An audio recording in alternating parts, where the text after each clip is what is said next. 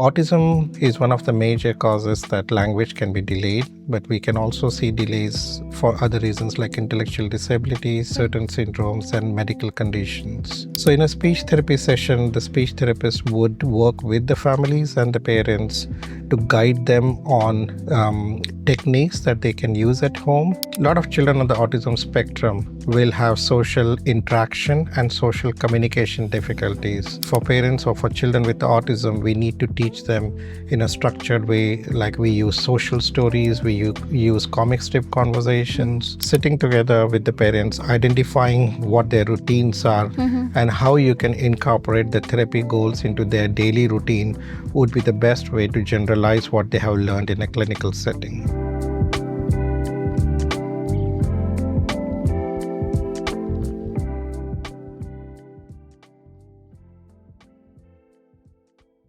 Every parent waits for that moment, that one moment, the first time their child speaks a word, the first time their child expresses what they feel. But what if that moment doesn't come? Or what if that moment doesn't come the way we expect? For thousands of families, the journey of communication is filled with questions, confusion, and sometimes a quiet fear. Welcome to another episode of India Autism Center podcast.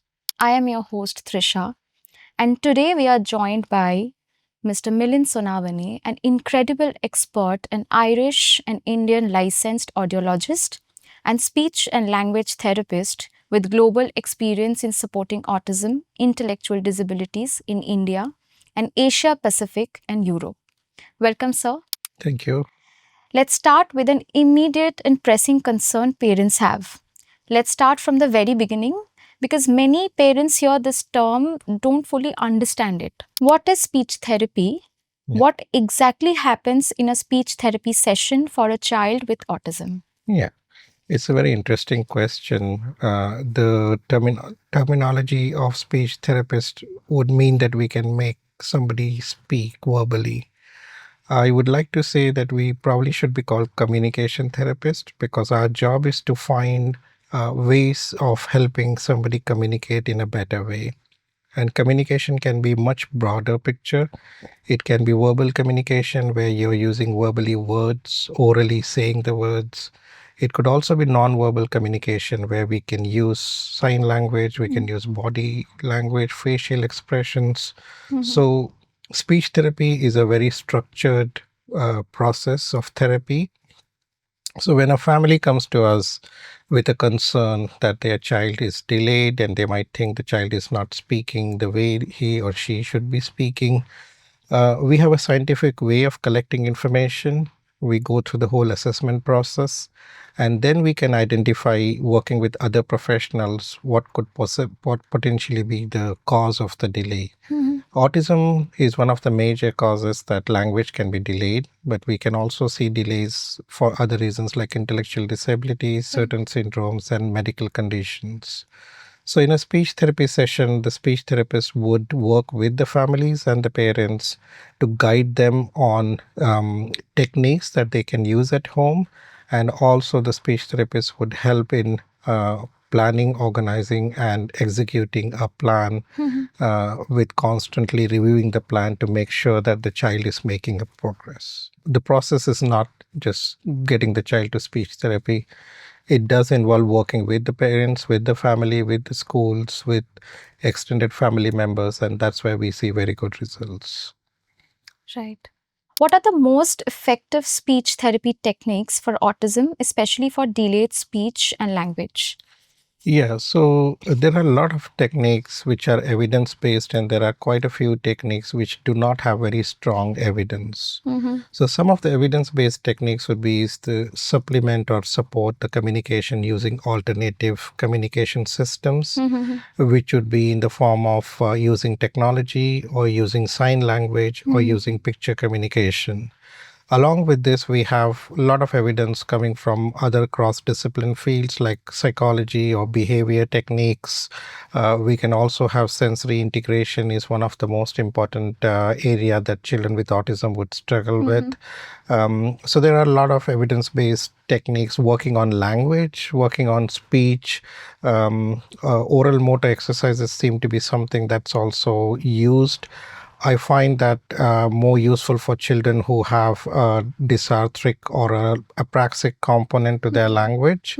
Um, Especially working on non-oral speech does not help to produce speech sounds. We really need to work on the speech. We need to identify the patterns of errors in the speech, and then we need to provide the interventions to correct the speech sounds.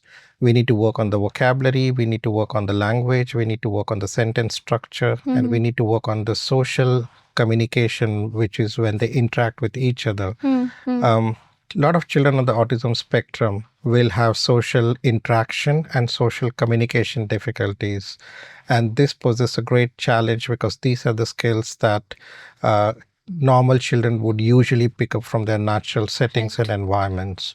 For children, for parents, or for children with autism, we need to teach them in a structured way, like we use social stories, we use comic strip conversations, we can use video modeling, and technology has opened a whole new door for us where we can use computers, we can use apps which are specifically designed to work on social skills. So those are some of the evidence-based techniques. What also matters is involving the whole family, having your goals which are aligned to the family's needs. They could also have a lot of medical needs, and that can impact your therapy as well. So making sure that you're doing a holistic assessment and then planning your interventions with the family as well as working together with the multidisciplinary team would be some of the best approaches. Right. Before we continue, let's see who we are at India Autism Center. Imagine a space designed not just to care for individuals with autism, but to empower them. A place where knowledge grows, support flourishes, and possibilities expand. This is India Autism Center. It is built to redefine how we approach autism. Through education, research, and community-driven initiatives, we create an environment where individuals with autism can thrive. Samavesh, our residential campus, is designed for individuals with autism to live, learn, and grow with dignity and independence. It is more than just a place to stay. It is a space to belong. Manan, our training academy, prepares professionals to provide specialized care.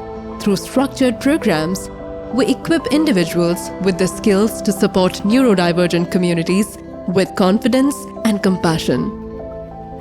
Khoj, our research division, is dedicated to advancing our understanding of autism. Through data-driven studies and collaborative research, we work towards shaping the future of neurodiversity. Moving on, sir. One of the biggest dilemmas parents face is choosing the right approach. Yeah.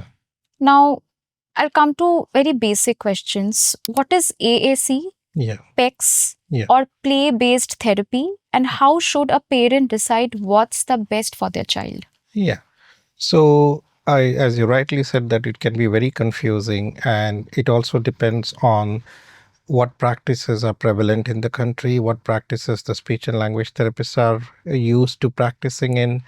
AAC stands for Alternative and Augmentative Communication, which means that if there is an alternative method to communicate, which could be in the form of sign language, using gestures, using pictures, using technology, and augmenting is adding to whatever is the system. So we talk about total communication approaches, which means you can use a combination of 2 or 3 different things without relying on just one method of intervention. How do you decide which one is best? It is not easy to decide that unless you're working with the family. The goals have to be aligned. A lot of information needs to be gathered to look at what is the child's communication preference, what is the child's communication style. Some children pick up a particular technique quicker, some children might pick another communication technique quicker, and that is a discussion that needs to be done between the parents and the clinical team or the therapist working with your child. So technology again is a huge support, and it's also a part of assistive technology. So things like using your iPads, using your applications, using your computer programs, they are all supporting language development and ability to expressively communicate, which is the biggest challenge when we work with children with autism or developmental disabilities. If you're watching this and finding this helpful, please don't forget to hit the like button. Let's talk about what happens outside therapy, where the most of the real challenges lie. My therapist gives homework, but my child refuses to do it. Yes. What should I do? Yes. How can parents practice speech therapy at home without forcing the child? Yes. So, Trisha, this is a wonderful question which you asked, because generalization of skills outside of clinical environments is a huge challenge for children and parents. Yes. They come to therapy with us and they spend 45 minutes or an hour with a clinician, but majority of time is spent by them with their families, with their siblings, with their grandparents, with their people in their community. So when we are looking at generalization of a skill, I should be able to make a program which can be used in a functional way in their daily environment. Correct. So an example I would like to give is when we talk about speech therapy and working on vocabulary, this cannot be just done in a clinical setting, but when the parents are taking the children for shopping, they could be talking about vocabulary. When they go for outings, they can talk about different vocabulary. They can talk about the meanings of the word. They can try and get the child to communicate and express what they see.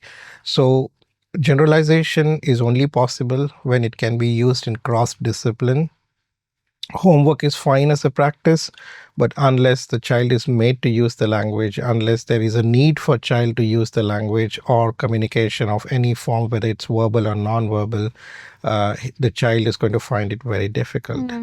There is something called as routine-based intervention. So whatever routines are possible and happening at the home can all be converted or looked in as a way to provide information or therapy. So if you're brushing your teeth, you could be working on language, you could be working on sensory skills, you can be working on occupation therapy skills. So you don't have to come to an occupation therapist to practice a particular skill. And that's what I would say, that sitting together with the parents, identifying what their routines are and how you can incorporate the therapy goals into their daily routine would be the best way to generalize what they have learned in a clinical setting. That was really helpful, sir. Lastly, I want to address something deeper. Sometimes every parent feels but rarely says out loud, will my child ever be able to communicate independently? Yeah. So yes, and if you're asking me when, that is a difficult question because it depends on a lot of factors.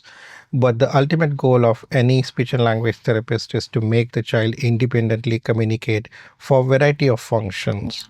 What we find is when a child has an autism or a disability, their reasons or needs to communicate are pretty limited. So they might communicate for what they want, they might communicate for what they don't want. But there are a lot more other functions of communication which they are not able to communicate about. How do they feel today, and what have they learned in school, and what do they want to communicate with others. So trying to work on different functions of communication, whether it is, again, I would say verbal or non-verbal communication methods, it is difficult to get that level of independence that you would be expecting a child to have. So work on multitude of functions and multitude of language is very rich. You need a lot of vocabulary to be able to communicate fluently. And that is where I would say keep working on the language as much as possible to get that level of independence where they can independently communicate with someone. That was very insightful, sir. Thank you.